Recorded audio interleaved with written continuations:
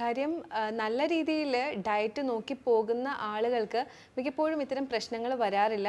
പക്ഷേ എല്ലോൺ ഫുഡിനെ മാത്രം നമുക്ക് കുറ്റം പറയാനും പറ്റില്ല. ഇതിന് കൂടെ കുറച്ച് ഫാക്ടേഴ്സ് കൂടി ചേർന്ന് വരുമ്പോഴാണ് എപ്പോഴും കൂടുതലായിട്ടും ഗ്യാസിൻ്റെ പ്രശ്നങ്ങൾ ട്രിഗറായി വലിയ പ്രശ്നത്തിലേക്ക് എത്തുന്നത്.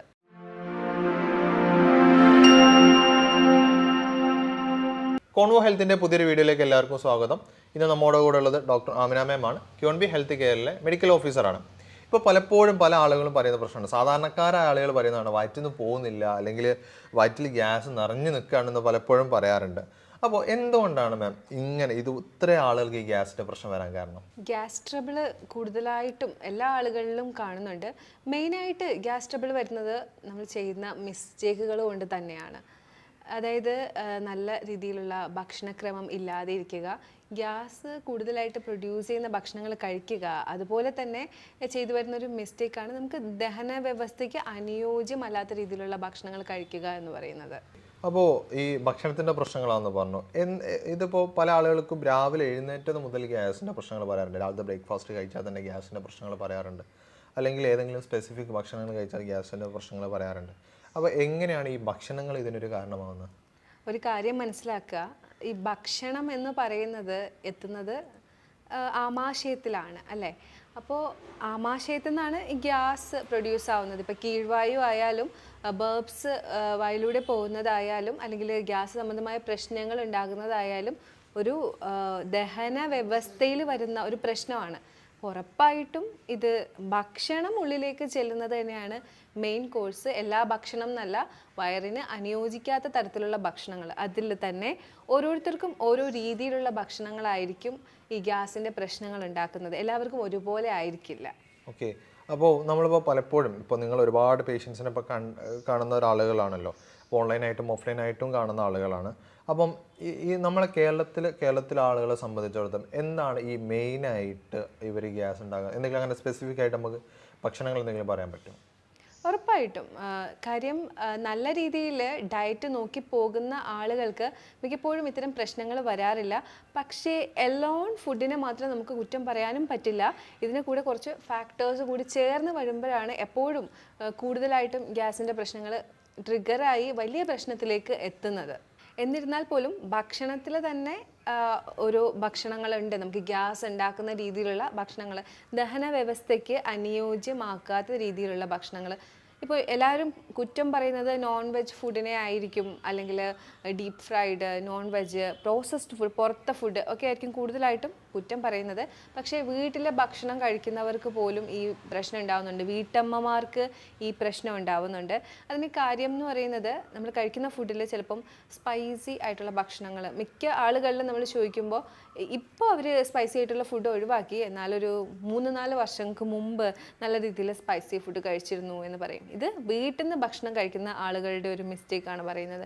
അവരൊരു പക്ഷേ നല്ല രീതിയിൽ സ്പൈസി ഫുഡ് കഴിച്ചിരിക്കും, ഓയിലി ആയിട്ടുള്ള ഫുഡ് ഒരുപാട് കഴിച്ചിരിക്കും. ഇതിൽ തന്നെ ഓയിലിൽ തന്നെ ഒരുപാട് ഹീറ്റ് ചെയ്തിട്ട് ഓയിൽ യൂസ് ചെയ്യുന്നുണ്ടാവും.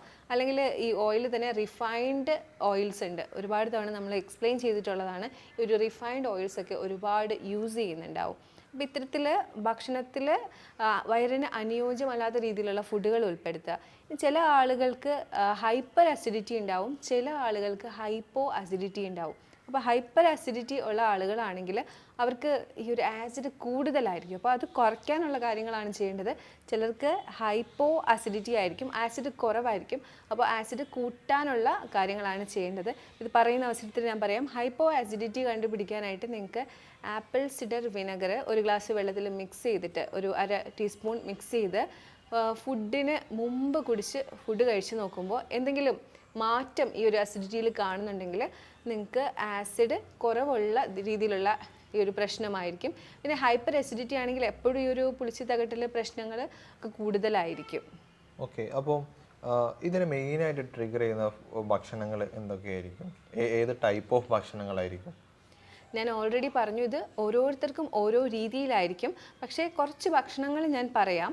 അതായത് ഇപ്പോൾ ഫസ്റ്റ് ഓഫ് ഓൾ പറയാനുള്ളത്, പുളിയുള്ള ഭക്ഷണങ്ങൾ ഗ്യാസ് ഉള്ള ആളുകൾക്ക് എന്തായാലും ട്രിഗറിങ് ആയിരിക്കും. ഇപ്പോൾ ഓറഞ്ച് ആയാലും മുസമ്പി ആയാലും പുളിയുള്ള ഭക്ഷണങ്ങൾ, ഇപ്പോൾ ഫുഡിലായാലും ഉണ്ടാക്കുന്ന ഫുഡുകളിലായാലും ഒക്കെയുള്ള പുളി കൂടുതൽ യൂസ് ചെയ്തിട്ടുള്ള ഭക്ഷണങ്ങൾ എന്തായാലും ട്രിഗറിങ് ആയിരിക്കും. പിന്നെ വരുന്നത് പയറ് കടല വർഗ്ഗത്തിലുള്ള ഭക്ഷണങ്ങൾ കഴിക്കുന്നുണ്ടെങ്കിൽ ഗ്യാസ് ഉള്ള ആളുകൾക്ക് ഇത് ട്രിഗർ ആവാനുള്ള സാധ്യതയുണ്ട്. ഒത്തിരി ഡീപ്പ് ഫ്രൈഡ് ആയിട്ടുള്ള, അതിൽ തന്നെ റിഫൈൻഡ് ഓയിൽ യൂസ് ചെയ്ത് ഡീപ്പ് ഫ്രൈഡ് ആയിട്ടുള്ള ഫുഡുകൾ, ഇപ്പോൾ ചിക്കൻ ആയാലും ഫിഷ് ആയാലും ഒക്കെ ഒത്തിരി ഡീപ്പ് ഫ്രൈ ചെയ്യുന്നത് നമ്മൾ എപ്പോഴും സജസ്റ്റ് ചെയ്യുന്നത് കഴിക്കണം, പ്രോട്ടീൻ കഴിക്കണം എന്ന് തന്നെയാണ് പറയുന്നത്. പക്ഷേ നിങ്ങൾ ഒരിക്കലും ഈ പ്രോട്ടീൻസിനെ കുക്ക് ചെയ്ത് അതിനെ നമ്മുടെ വയറിന് യോജിക്കാത്ത രീതിയിൽ ആക്കാതിരിക്കുക എന്ന് പ്രത്യേകം എടുത്ത് പറയാറുണ്ട്. അപ്പോൾ ഡീപ്പ് ഫ്രൈ ചെയ്തിട്ട് എടുക്കുന്ന ഇങ്ങനത്തെ ഫുഡുകൾ ഒരു വലിയൊരു ട്രിഗർ ആയിട്ട് വരുന്നുണ്ട്. അതുപോലെ ഏതൊരു ഫുഡാകട്ടെ അമിത ആഹാരം, ഒത്തിരി ഭക്ഷണം കഴിക്കുക, വയറിന് വേണ്ടാത്ത അത്രയും ഭക്ഷണം കഴിക്കുക, നമുക്ക് എനർജിക്ക് വേണ്ടാത്ത അത്രയും ഭക്ഷണം കഴിക്കുക, അങ്ങനെ അമിത ആഹാരം പ്രാക്ടീസ് ചെയ്തുകൊണ്ട് വരുന്നവരാണെങ്കിലും ഈ പ്രശ്നം ഉണ്ടാവാറുണ്ട്. നമുക്ക് അതിൽ ഇതിനിടെ ചോദിക്കാണ്, ചോറ് കഴിക്കുന്നത് പലപ്പോഴും പല ആളുകൾ ഗ്യാസ് ഉണ്ടാകുന്നുണ്ട്, അത് ശരിയാണോ? ചോറ് കഴിക്കുന്നത് കൊണ്ട് ഗ്യാസ് ഉണ്ടാവുന്നതെന്ന് പറയാൻ കാര്യം ഇപ്പോഴത്തെ ചോറിൻ്റെ ഒരു പ്രത്യേകതയാണത് റിഫൈൻഡ് ആണ്, അതിനകത്ത് ആവശ്യത്തിനുള്ള ഫൈബർ ഇല്ല എന്നുള്ളതാണ്. ഫൈബേഴ്സ് കുറവാണ്. അപ്പോൾ എപ്പോഴും ഈ ഗ്യാസിൻ്റെ പ്രശ്നം പറയുമ്പോൾ നമ്മൾ പറയുന്നതാണ് ഫൈബർ കൂടുതലുള്ള ഭക്ഷണം കഴിക്കുക, ഫൈബർ കൂടുതലുള്ളത് കഴിക്കുക എന്നുള്ളത്. ഇതിൽ 2 കാര്യങ്ങളുണ്ട്. ഒന്ന്, പ്രോബയോട്ടിക് നമുക്ക് അത്യാവശ്യമാണ്, നല്ല ബാക്ടീരിയാസ് കിട്ടാനായിട്ട് പ്രോബയോട്ടിക് അത്യാവശ്യമാണ്. അതുപോലെ ഇനിയിപ്പം നല്ല ബാക്ടീരിയാസ് ഉണ്ടെങ്കിൽ കൂടി നമ്മൾ പ്രീബയോട്ടിക് വേണം അവരുടെ ഫുഡായിട്ട്. അപ്പോൾ അതൊക്കെ ഈ ഫൈബറിൽ നിന്നാണ് കൂടുതലായിട്ടും കിട്ടുന്നത്.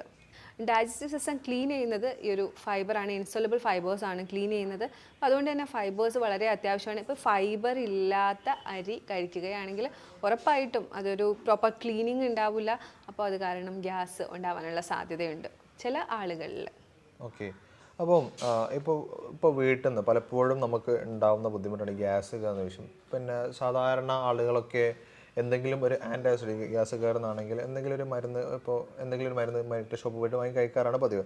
പക്ഷേ ചില സമയത്ത് നമ്മൾ വീട്ടിലുള്ള സമയത്തൊക്കെ നമുക്ക് ഗ്യാസിൻ്റെ ഇഷ്യൂസ് നല്ലപോലെ ഉണ്ടാവാറുണ്ട്. ഇപ്പോൾ രാത്രിയൊക്കെ ആണെങ്കിൽ നമുക്ക് ഈ ഗ്യാസ് കയറിയിട്ട് ഭയങ്കര വേദന ആയിരിക്കും. ഇപ്പോൾ അത് ചില സമയത്ത് ആളുകൾ തെറ്റിദ്ധരിക്കാറുണ്ട് ഈ ഗ്യാസിൻ്റെ വേദനയും അറ്റാക്കിൻ്റെ വേദനയും. അതൊന്ന് ജസ്റ്റ് ഒന്ന് ഡിഫറൻഷ്യേറ്റ് ചെയ്യുക. എന്നിട്ട് എന്താ വെച്ചാൽ ഞാൻ ചോദിക്കുന്നത് വെച്ചാൽ ഇങ്ങനെ ഗ്യാസ് ആണ് എന്നുള്ളത് അറിയാൻ വേണ്ടിയിട്ട് എന്തെങ്കിലും ചെയ്യാൻ പറ്റും എന്നുള്ളതും, ഇങ്ങനെ ഗ്യാസ് കയറുന്നുണ്ടെങ്കിൽ നമുക്ക് ഈ മരുന്നൊന്നും ഇല്ലാത്ത സാഹചര്യത്തിൽ അല്ലെങ്കിൽ മരുന്ന് കഴിക്കാതെ തന്നെ നമുക്ക് എന്തെങ്കിലും കാര്യങ്ങൾ, സാധാരണ നമ്മളെ മരുന്നുകൾ, നമ്മൾ കഴിക്കുന്ന ഭക്ഷണങ്ങളും നമ്മൾ അടുക്കളയിൽ തന്നെ ഒരുപാട് മരുന്നുകളുണ്ടെന്ന് തന്നെ നമ്മൾ പറയാറുള്ളത്.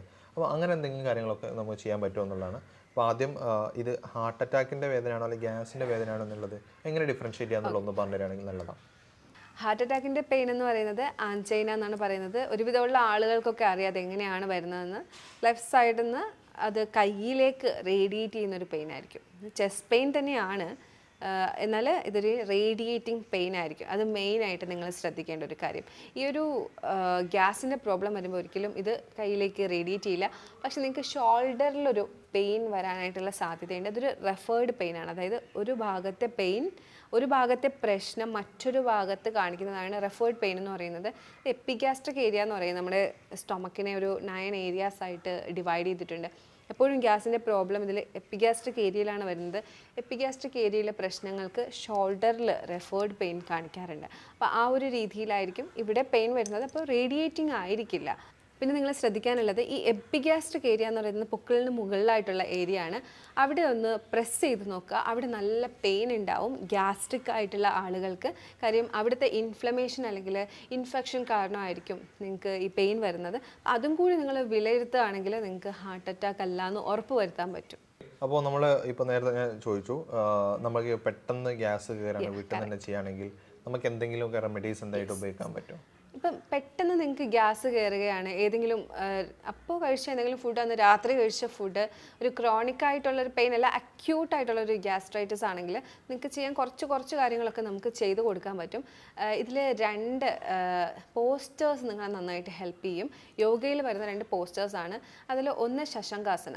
ശശങ്കാസനയിൽ നിങ്ങളൊരു 5 മിനിറ്റ് കിടക്കുകയാണെങ്കിൽ ഗ്യാസ് പുറത്തേക്ക് പോകാനായിട്ട് ഹെൽപ്പ് ചെയ്യും. ഈ ശശങ്കാസനയിൽ കിടക്കുന്ന സമയത്ത് വേറൊരാളുടെ പാസീവ് സപ്പോർട്ടോടു കൂടി ബീറ്റ് ചെയ്യാണ്, മുകളിലിങ്ങനെ ഒന്ന് ഇടിക്കുക. ഒന്നുകിൽ താഴേക്ക് ഇങ്ങനെ ടാപ്പ് ചെയ്ത് കൊടുക്കുക, അല്ലെങ്കിൽ മുകളിലേക്ക് ഇങ്ങനെ ടാപ്പ് ചെയ്ത് കൊടുക്കുക. ഈ ഒരു ഗ്യാസ് പുറത്തേക്ക് പോകാനായിട്ട് സഹായിക്കും. ഇത് പറയുന്നത് അക്യൂട്ട് കേസാണ് കേട്ടോ, പെട്ടെന്ന് ഉണ്ടാകുന്നൊരു ഗ്യാസ്.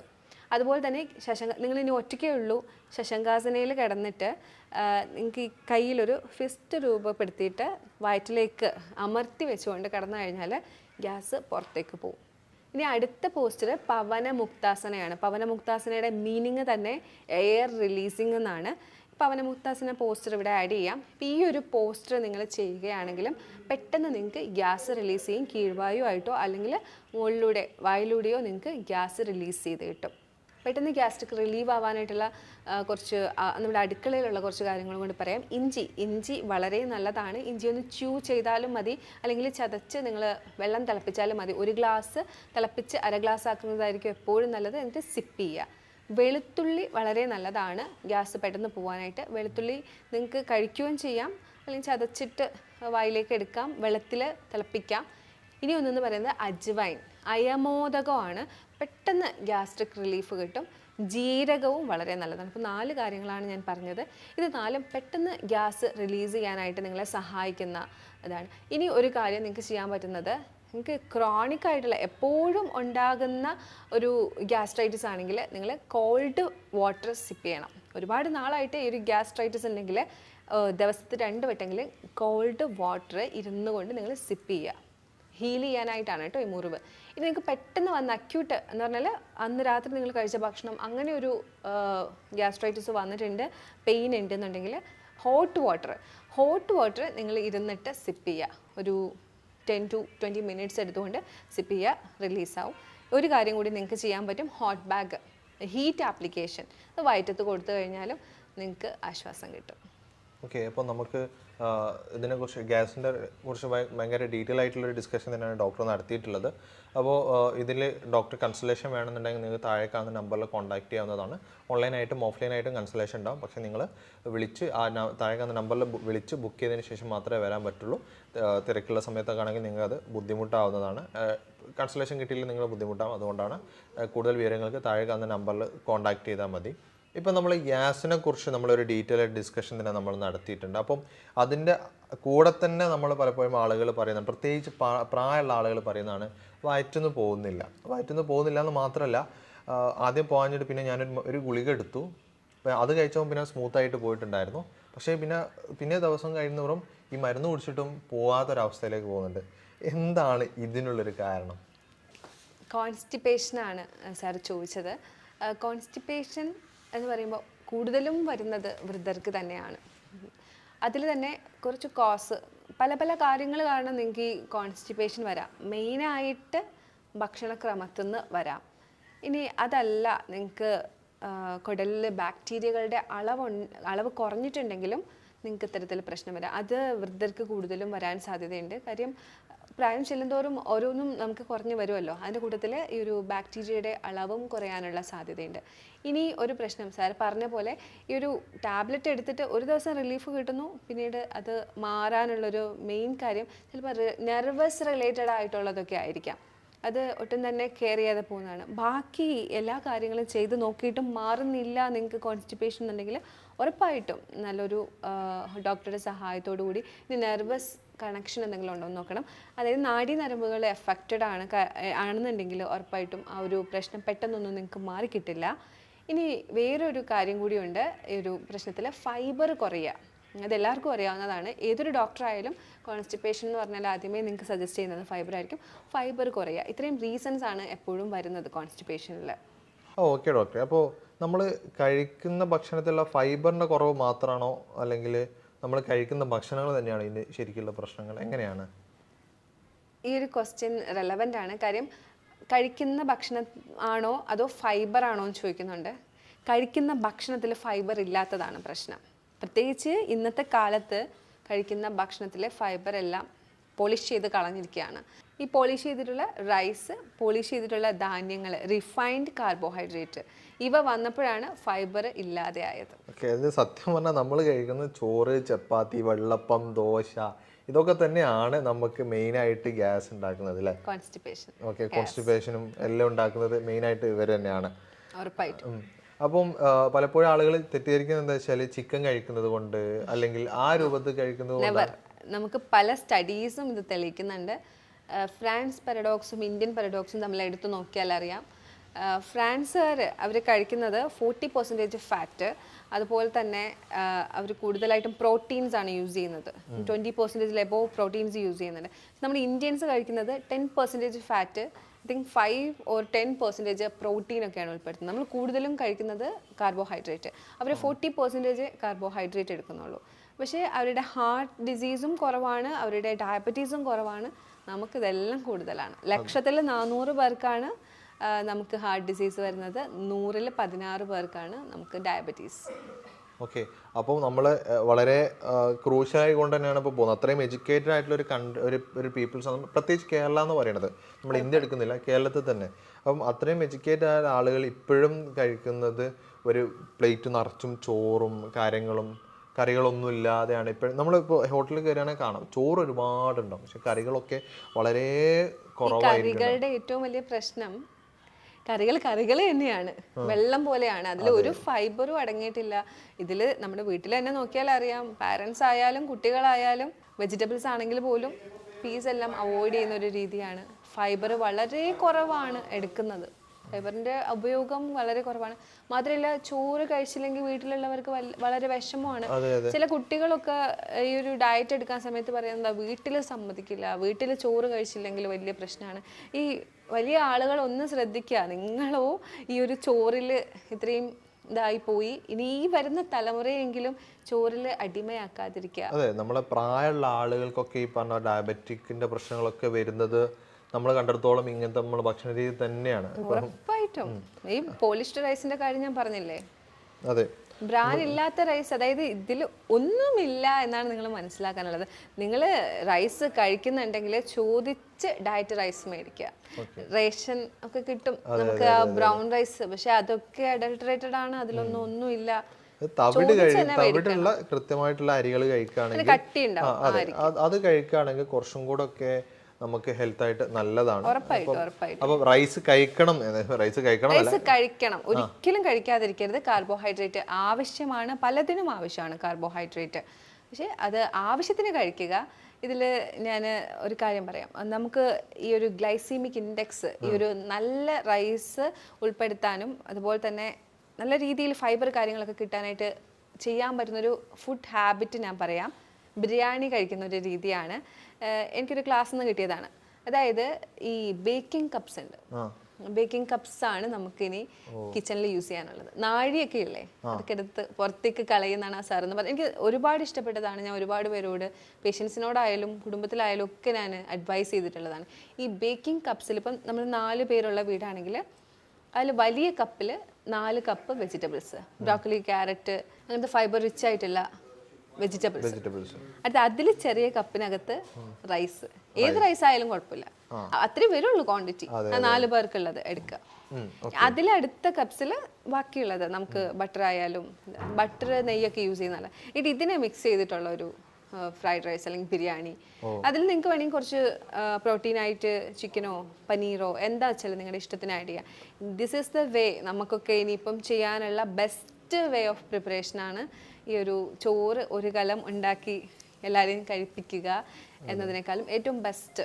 അപ്പം ബിരിയാണി കഴിച്ചും നമുക്ക് നമ്മളെ ഹെൽത്ത് മെയിൻറ്റെയിൻ ചെയ്യാന്നുള്ളതാണ് ഡോക്ടർ പറഞ്ഞു തരുന്നത്. ഉറപ്പായിട്ടും തെറ്റിദ്ധരിക്കരുത്, ഈ ബിരിയാണിയാണ് കേട്ടോ. അതായത് വെജിറ്റബിൾ റിച്ച് ആക്കിയിട്ട് നല്ല ബട്ടറൊക്കെ ആഡ് ചെയ്ത് നല്ല രീതിയിൽ നിങ്ങൾക്ക് ആ ഒരു ഫുഡ് നിങ്ങളുടെ കുട്ടികൾക്കും ഒക്കെ ഇഷ്ടമാവും. അതെ, അപ്പോൾ നിങ്ങൾ ഏതൊരു ട്രൈ ചെയ്യാം. അപ്പോൾ നമ്മൾ നേരത്തെ ഇപ്പോൾ ഗ്യാസ്ട്രിക്കിൻ്റെ വിഷയം സംസാരിച്ച പോലെ ഇപ്പം ഈ കോൺസ്റ്റിപ്പേഷനുള്ള ആളുകൾ, ലൈക്ക് സ്ഥിരമായിട്ട് കോൺസ്റ്റിപ്പേഷനുള്ള ആളുകളല്ല, ചില സമയത്ത് യാത്രകളൊക്കെ കഴിഞ്ഞ് വരുന്ന ആളുകൾക്കൊക്കെ ഈ കോൺസ്റ്റിപ്പേഷൻ വരാനുള്ള ചാൻസ് പലപ്പോഴും ഉണ്ടാവാറുണ്ട്.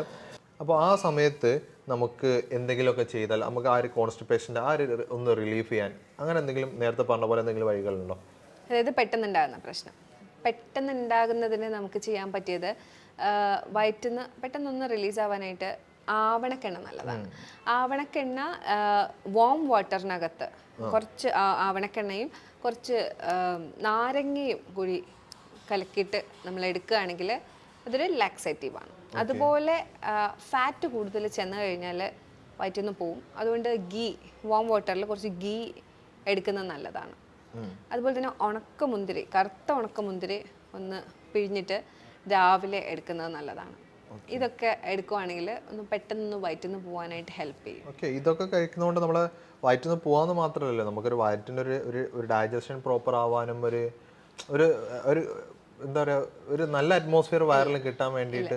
ഈ പറഞ്ഞത് ലാക്സേറ്റീവ് ആണ്. ഇത് വയറ്റിന്ന് പോവാനാണ് ഹെൽപ്പ് ചെയ്യുന്നത്. ഇതൊരു താൽക്കാലികമായിട്ടുള്ള ഒരു പരിഹാരമാണ്.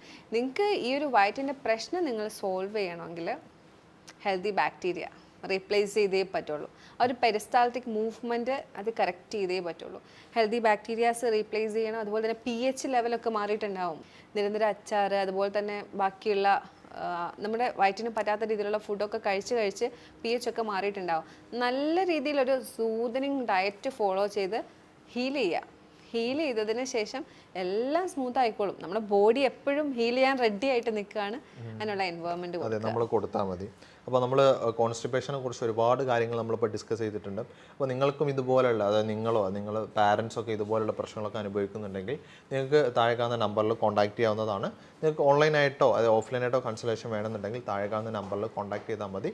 നിങ്ങൾ എന്തായാലും അത് ബുക്ക് ചെയ്തിട്ട് മാത്രമേ വരാൻ പാടുള്ളൂ. അത് പറയുന്നത് എന്താ വെച്ചാൽ നിങ്ങൾ കൺസൾട്ടേഷൻ കിട്ടാത്തൊരു സാഹചര്യം നിങ്ങൾക്ക് ഉണ്ടാവരുത്. അതുകൊണ്ടാണ്. അപ്പോൾ താഴെ കാണുന്ന നമ്പറിൽ കൂടുതലായിട്ട് അറിയണമെന്നുണ്ടെങ്കിൽ താഴെ കാണുന്ന നമ്പറിൽ കോൺടാക്ട് ചെയ്താൽ മതി.